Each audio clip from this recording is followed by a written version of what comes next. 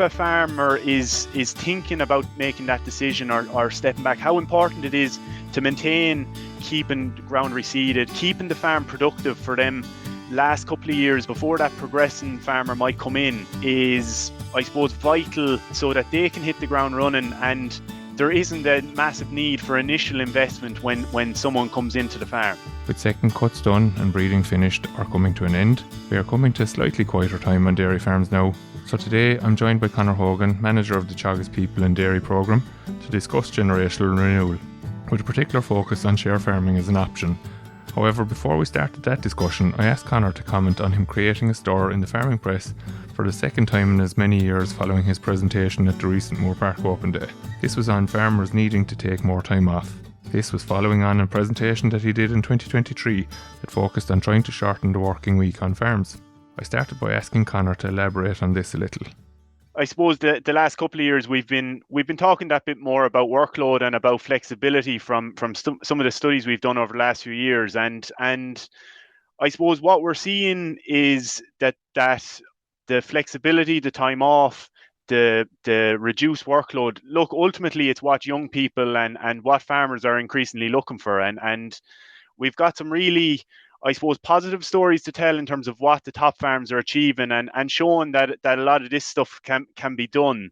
At the same time, as an industry, on average, we've got a lot of work to do in the area. But I think the challenges that are there around attractiveness and generational renewal, I suppose it's increasing the speed at which we have to consider these things, that if we want to have an attractive workplace and if we want to, I suppose, achieve social sustainability within our systems, that I suppose having that increased focus and being conscious of what hours we're working, what image we're portraying as farms, and I suppose whether it's a son or a daughter or a neighbour that's looking at us as farmers, that they're looking at what we're doing and saying, do you know, that's something that I consider doing and attractive as a career choice. Is a lot of the trouble then, Conor, actually, that there's possibly an element of people nearly wear it as a badge of honour that they do these long days and that they're always kind of working and they've nearly gotten used to it as much as anything else, whereas the guys that you're dealing with and the ladies obviously as well that are involved in the studies that you've done, they're consciously going about these things. Like obviously our generation now are much more maybe involved in rearing of children and so forth. So like, is it as bad as people make it out to be, if you know what I mean?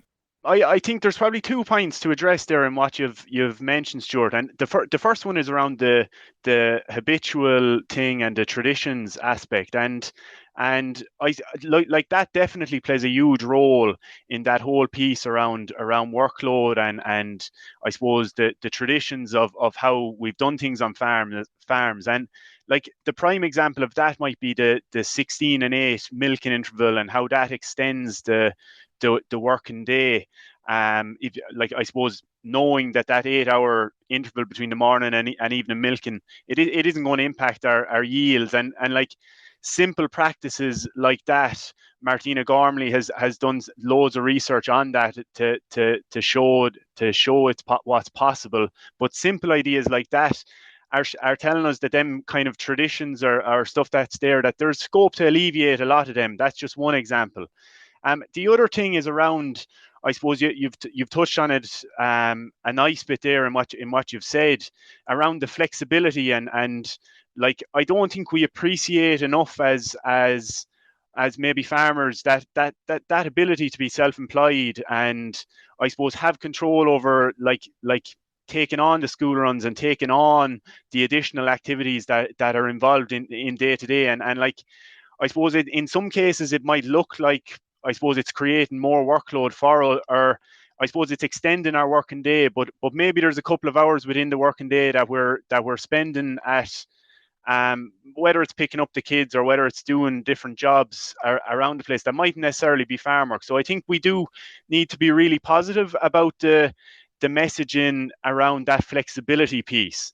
Like even if we look at some of the work we've done in that area, it's showing that like the average farmer's length of the day is about 12 hours, we could just say, starting at 7 and finishing at 7. But within that time period, you've over 3 hours, 3.5 hours within that time period that is, I suppose, non-farm activity. So like, and on the top 25% of farms, that's up around over the 4 hour mark. So there's big scope within the working day and big flexibility there that I think as an industry we have to be really positive about, in terms of how that might potentially be perceived. Like the wider workforce is increasingly looking for more flexibility and options from that point of view. So it can be a real selling point for us in terms of farming. Okay, so is there a certain element so in what you're saying that like the day drifts along maybe and people need to concentrate on that element in particular in terms of tightening up the day, and in some cases that the run at 2 o'clock or 3 o'clock to pick up kids from school is a good thing because it creates a kind of a stop in the middle of the day. So I have to be finished at 2:45 because if I'm not in the Jeep at 2:45, I'm going to be late getting down to the school for the lads, and the teachers are going to be ringing saying, "Are you collecting Johnny or Mary today?" Like, is there a certain element of what's happening on farm is kind of ad hoc and not organised during the course of the week? Like, and milking is a very good example. The cows have to be milked in the morning, cows have to be milked in the afternoon as well. And kind of what happens in between then isn't really that structured, and that's lending to the longer day then as well. Definitely plays a huge role, Stuart. Like even if we take the most basic of work organisation and look at, I suppose if we're to start our morning milking at 7 o'clock, like, and have a set afternoon milking time that milking is done at 3. I suppose straight away it's giving you that scope to be finished at 5 or half 5 at this time of year maybe. And like, look, if you want to do something in the evening, if you want to go back out and do different jobs after that, you're free to do so, but ultimately you're not tied to it. It's given the opportunities to not be tied to it. And I think just starting with the basics around this, like a set morning and evening milking time, and then that's automatically almost going to set your finish time. It's going to be after that. Yeah, okay, so there's two elements to that then again, Conor, isn't there? Like, there would be a lot of people would probably say this to you, I'm sure, as well, that the day is very short then in between the two milkings when you're finished by, we'll say, 8:30, 9 o'clock or whatever from the morning milking, and you're starting again at 3 o'clock. And I know one guy up the west that was involved in something we were doing there before was saying that literally they pushed the dinner a little bit later so that as soon as they came out from the dinner, they were going at the cows for the evening milking. But is there a certain element of like really needing to step up? Like you're talking about that work organisation, and some people might be like, what are they on about when they talk about work organisation? You're saying like, what's your plan for the day, and being realistic in terms of what you're going to actually achieve for the day. Like I know like Heffernan would often say that a dairy farmer's job is to actually milk their cows, and everything that they get done in between then is a bonus nearly. Like, so how can dairy farmers improve that work organisation piece? Is it a case of sitting down on a Monday morning and saying we need to do this, and task prioritisation? No different to yourself or myself. Like what Lawrence is looking for a report on Tuesday, we need to go at it and maybe be at it the week before or whatever. Like, so like that work organisation piece. How do farmers go about that? Like for people that are listening in here that want to change the way they're operating to try to be finished at the 5:30 or 6 o'clock, what do they need to do?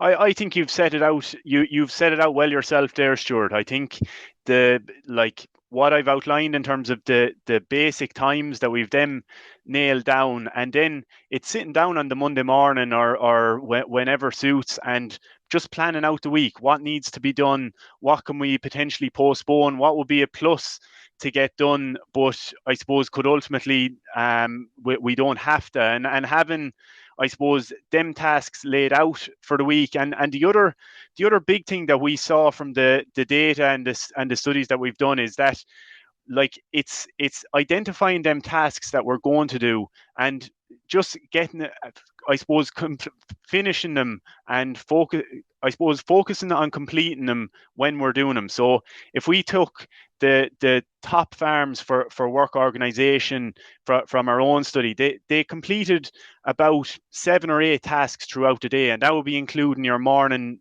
and evening milking as 2 tasks. Your calf care will be 2 more tasks. So kind of only 2 or 3 core tasks in that period within the working day. The farms that were less, I suppose, effective or efficient, they were doing 7 or 8 different things. I suppose ultimately maybe trying to spread themselves across a heap of work, and I suppose ultimately you're not being that efficient, or you're not getting all of you want to get done, and I suppose it's almost like a cycle then, and it can spiral, especially at peak times of year, especially during spring and calving and breeding. Just having that core structure in place is key. Okay, and is there a certain element of the planning then? We'll say like fencing is a classic example I think of, that we need to fence paddock X, we'll say, for example, or we need to do something down with fencing in paddock X. We go down to paddock X with the trailer for the fence, and the next thing we discover we don't have half the stuff that we actually need. So is there a lot of time wasted then in terms of with that lack of planning that is inclined to happen, like? Well, that's it, and that's, I suppose, bringing in the aspects of lean management and all of the different tools and I suppose processes that are included in that. And I suppose it's knowing what you're going to do and having the equipment and the gear needed to do it at the time that you want to do it. Okay, so Conor, like I suppose what we've just been talking about then is leading into the next piece in terms of that generational renewal. So Emma Dillon was on with me there a week or two ago, and she spoke about, we'll say, maybe the incentives that might be needed from a government point of view to incentivise generational renewal and so forth. You're looking at it from a different aspect in terms of making the career a potentially attractive career to people, and all of what we've just been talking about in terms of that balance of work and life and so forth is important to that as well.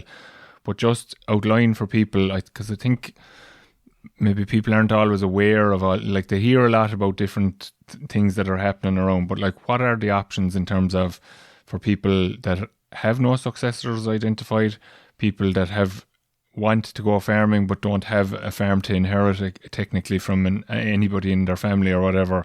What options are actually out there for the next generation of dairy farmers to come through?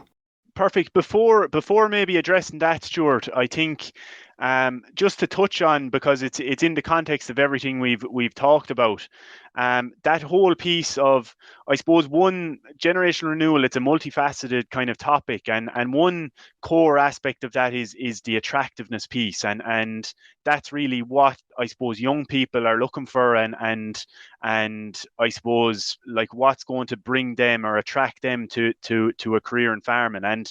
And I suppose 2 years ago you mentioned it there around the 50-hour week that we talked about, and this year we talked about the 60 days off, and there are two, I suppose, components. So Marion Beecher done some excellent research a couple of years ago, looking at what are young people looking for from a potential career in farming or agriculture, and there's 3 core elements. One was that working hours. So if we take our 50-hour week as our example there, 2 was the flexibility, the time off aspect that I've just touched on, and 3 was, I suppose, having a good income, or maximizing the income. So again, like you be covering it here in the podcast week to week around the different aspects of that. But like they're the 3, I suppose, core components that young people are looking for. And I think as farmers and within all of our systems, there's scope for us to focus on all 3, and ultimately bringing all of them along is what will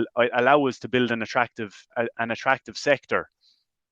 To move on, I suppose, to your question around the different options, like in I suppose the case of most farms in that generational renewal piece, we're still looking at the traditional family type arrangements, or passing the farm on to the next generation, and like I suppose the big piece, and James McDonnell and his team would touch on this a lot around, I suppose, having the conversation early and identifying the people who are interested in it, and I suppose ultimately working with them and I suppose being open around the different options and how the farm is progressing, and all of that towards that generational renewal option. I suppose the other ones that we're increasingly seeing and increasingly seeing interest in are stuff like share farming and I suppose collaborative arrangements that where I suppose the farm owner would maintain some active involvement in the farm, more in I suppose an oversight or a supporting role. And I suppose a younger farmer usually will come in, and I suppose they'd own the cows and they'd bring the labour into the business, and I suppose that you'd operate on a 50-50 split in terms of the milk check, or maybe 60-40 depending on the scale and so on. So they're probably two of the key options, or the key components that we're seeing at the moment in terms of that generational renewal. Okay, so I'd like to explore the share farming a little bit more, because as you said, a lot of the where there is a successor identified, it happens. And I suppose the key thing that we'd like to get across to people today would be that there's planning required around that. So people, if they know that there's someone there that is going to go farming, they shouldn't be doing it when they're 34. Basically, they need to be. There's a bit of planning around tax and everything, and maybe facilities and TAMs and all those kind of things that people can be engaging in way before the deadline comes for the transfer, basically. But the share farming element is something like we're probably seeing more and more farms where the next generation are not interested in farming. The existing generation are maybe of an age where they're not ready to give up, but they'd like to ease back. And I suppose in previous times, what was happening was that the father or mother were doing a little bit less, and there was a younger person coming through that was doing more. Now we don't have that person of our own basically coming through, and it's I suppose the openness to think of Tommy Murphy down the road, who might be the second son at home and isn't going to get the farm but is mad to farm and is very good to farm or whatever, that there's scope for Tommy to come up and help us out. So expanding it a little bit more about how it works, I suppose, I think, is there a certain element again of the psyche, as we spoke about earlier on as well, in the Irish psyche about a collaborative arrangement that is outside of our family, we'll say? Is there a challenge to overcome in that mindset as well? I think so. I think there's a big mindset element within these type of models, and I suppose there's probably three key aspects. If we're taking a farm owner that's considering stepping back or looking at options in that regard, there's probably three key aspects I'd be saying anyway. Firstly, there is exactly what you've said, that willingness to step back, and that, I suppose, openness to working with someone new and working with someone, I suppose, who's going to bring fresh ideas and fresh impetus to the business. And like, ultimately, if you want to go into a share farming arrangement, you have to be prepared to hand over the day-to-day control or the running decision making to that new person coming in. So there's that key aspect. The second one is around the I suppose contractual fairness, or the financials of the business, and like, ultimately it has to be a win-win. So both parties going into the arrangement, they have to be in a position to that they're both doing well from it. The young person coming in is likely looking to build their own equity or build their own business within it, and that has to be considered too, as well as whatever maybe retirement needs or the needs of the current owner. The third thing is, I suppose, around the farm suitability and the infrastructure, I suppose, on the farm both from I suppose, core facilities and from maybe a grazing infrastructure point of view. Like, the farm has to be able to be highly efficient. It has to be able to operate well, and like, ultimately, when there's going to be two people's income coming off that farm, so I suppose that focus on technical efficiency is going to be increasingly important and does have to be maximized. Is there a scale challenge then?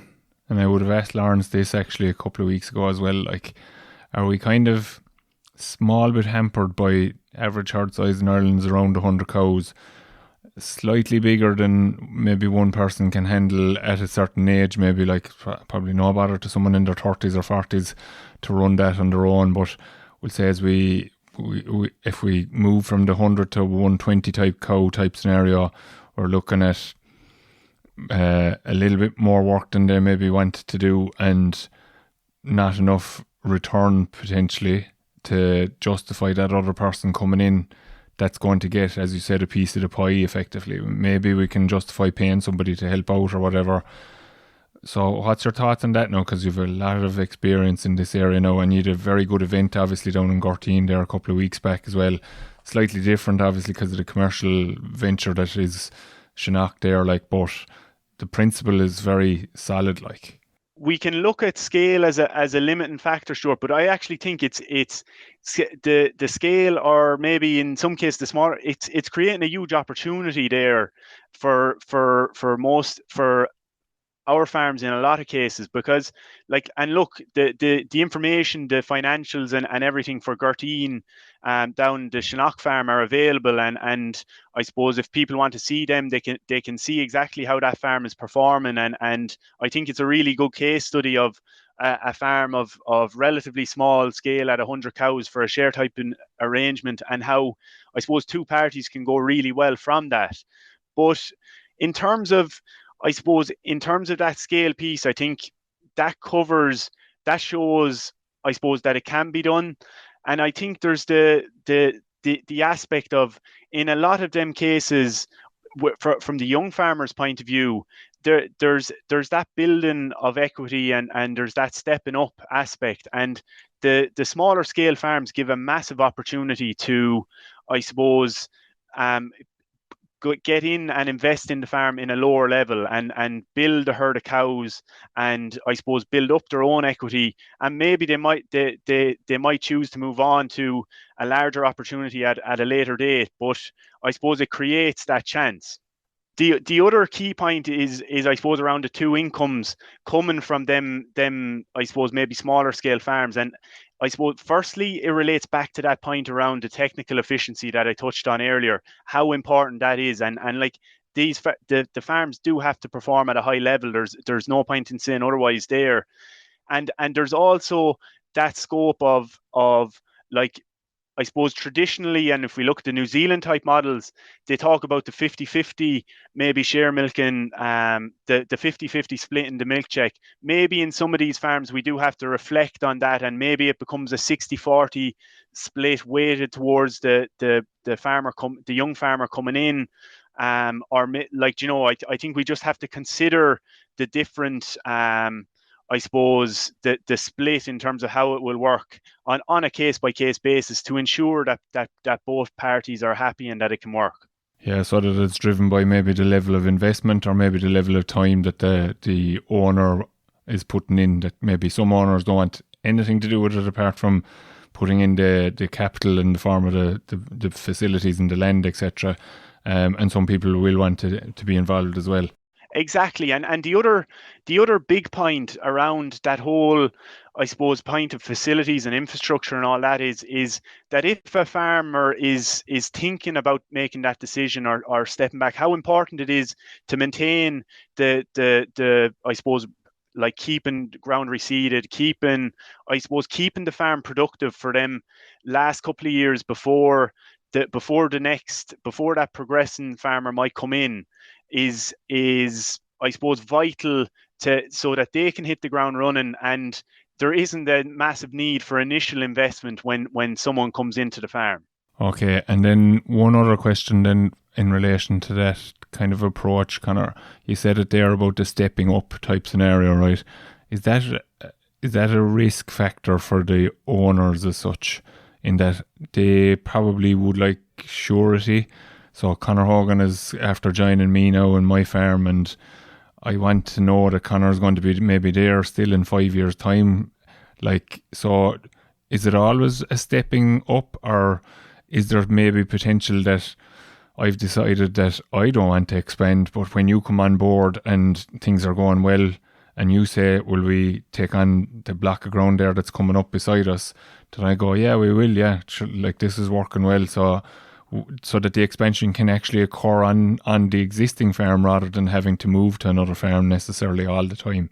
There's 2 points in there, Stuart. I think the first one anyway is like around the first goal in my opinion, should be around building a firm and a strong business between the two parties, and then that's what will allow you to maybe build on the existing unit, maybe find an additional block of land. Do you know that there's scope to work from that point of view and build from there.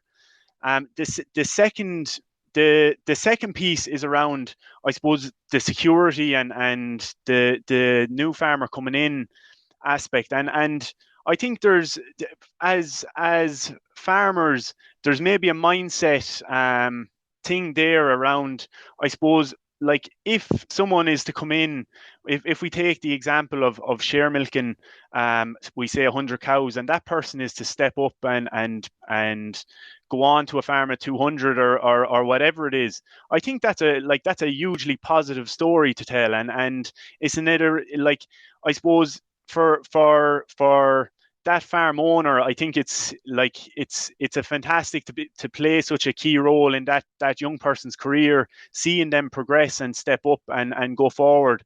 I don't think we should look at, like, we sometimes look at, I suppose, retaining people or losing people as really negative. If they're moving, if they're leaving us to progress into I suppose a better role, or like a role that's advancing their own career, I think we should look at it as a real positive. And like, again, if for the next person coming along, like, it's a good story to tell, that I suppose our farm was that attractive, that the person stepped up, and I suppose there hopefully should be more interest in taking up that opportunity going forward. So it's effectively like a shop window for your own farm. The fact that Conor went on to go milk the 200 cows and up the road, or a couple of kilometres away or whatever, like. Absolutely, and like what we see, like from all the employment research and that type of stuff that's been done on farms, it's word of mouth, and it's the positive, I suppose, appraisals from previous staff or people, that I suppose is how we attract new people into our business. That's the most common method. So, like, it can be a win-win. We'll say we have 100% employment effectively, or very close to it, in the economy, and it's challenging for people to find staff, as you just kind of mentioned. You brought the staff term into it there. Should people actually be considering these kind of options in terms of the people that they're bringing in to get buy-in to deliver for the farm? Does there need to be more than just the weekly wage out of it for some people? Like, do you know, I suppose I'm just throwing open the door in terms of a person that thinks that that knows that they need extra help, finding it difficult to get good quality help. Will say, maybe, like, should they look at this route as a potential option to getting help on the farm even now, like, and it might then progress to the share farming arrangement, so that they're open to the concept of share farming straight away. Maybe it is an employment contract initially, but that they are open to the idea that, as I said, they're taking you yourself as an example. Conor Hogan comes to work with me, and Conor Hogan knows that if things go well here, there's an opportunity that I'm going to give you a slice of the cake, as they say. Like, so we should be looking at it it really is a case by case basis. I think as the farm owner does need to consider, I suppose, what they're willing to offer, and I suppose the person that they're looking to offer it to, and I think it really is back to, and I know it sounds, it's kind of beating the same old drum, but it's having the conversation and being open with that I suppose person on the farm and what they're potentially looking for, because, like, I think that's definitely there's different situations where that can work well. But you do have to be really cognizant of, like, if it's the person, if it's an employee, we can't be using, I suppose, an opportunity in 2 or 3 years' time to keep that person on the farm if it's not going to come. We do have to be it does have to be a really open and honest conversation, and look, we have to follow through with our word if we're planning it. Yeah, but sure, again, it comes back to truth and honesty and respect, doesn't it? Like, exactly, and look, that's the key thing with any employment relationship. Yeah. So, Conor, I suppose in terms of that generational renewal piece from the job that you have and the people in dairying scenario, like, is there a kind of a wish list that you'd have? Maybe this is an unfair question for you now, but like, what would you like to see happen on farms to kind of progress the change over to the next generation? Looking at our average age, generally speaking, farm survey figure the other day was 59. We've seen some of the co-op surveys that have been done around recently, 58, 59 as well. So, like, we do need to upgrade basically our bring in youth. Basically, it's a bit like the tip team. They had to come through with the new lads to get a bit of progress, and they've done that. Like, so it's very similar to it's an analogy that's useful that people might relate to. Like, I mean, you have to bring in the under-20s into the senior team at some point. Like, well, that's it. Well, that's it. Like, but youth, like, even if you take that example, youth brings energy, you know, and it can help, like, all of our businesses. Having that farm team is a huge component, I suppose. In terms of that wish list, I think it all relates back to the three things I touched on in terms of attractiveness, and it's looking at our options in terms of working hours. What can we do to potentially shorten our working day? It's flexibility. It's trying to take whatever options we can to increase our time off, and it's that, I suppose, profitability aspect of maximizing it, and like to hone in on the flexibility and the working hours piece. Like, ultimately, I suppose while we'll use figures to I suppose benchmark what we're trying to achieve, ultimately it's about giving the farmer control within their own system or their own business, that I suppose they've the potential to take the time off when they want to go to the hurling match, to I suppose go to whatever they want to do and do the things they want to do. It's not, I suppose, regimental in terms of you have to take this much time or finish at this time, but it's giving you the option and the control. I think that, I suppose, in terms of the working hours, what the research has shown us is that there are a huge amount of options. There's the practices, there's technologies that, like, focusing on the facilities that can help us. We know what we can do, and we can really reduce hours if we focus on, I suppose, some of the stuff, and we've the array of ideas that are there for that on display at the open day a few weeks ago. But I suppose the flexibility piece is that bit more difficult in terms of, I suppose, like, ultimately it's around building a team, building, I suppose, that trust with that team that they can run the farm in I suppose your absence, if you're taking time off or whatever. But I think that's the big message for farmers over the next, like, looking forward over the next couple of weeks, even getting them few weeks off. And looking forward to next spring, and I suppose being proactive early around trying to get people onto the farm to I suppose make things just that bit more simple and streamlined for next spring, and like, hopefully it can be a win-win for everyone, really, in terms of all of this type of stuff. Very good, Conor. I don't think I'll ask you any more questions. I think what you said there is a good way to finish. So thanks very much for joining us on this week's show. Thanks a million, Stuart. That's all for this week's episode of the Dairy Age podcast, and my thanks to Conor Hogan for joining me on this week's show. Don't forget to rate, review and subscribe to the podcast. You can listen on Apple and Google Podcasts, as well as Spotify, and for more information go to the Teagasc website at teagasc.ie. You can also email us on our dedicated Dairy Age email address, dairyage.podcast@teagasc.ie. I'm Stuart Childs, and join us next time for your Dairy Age.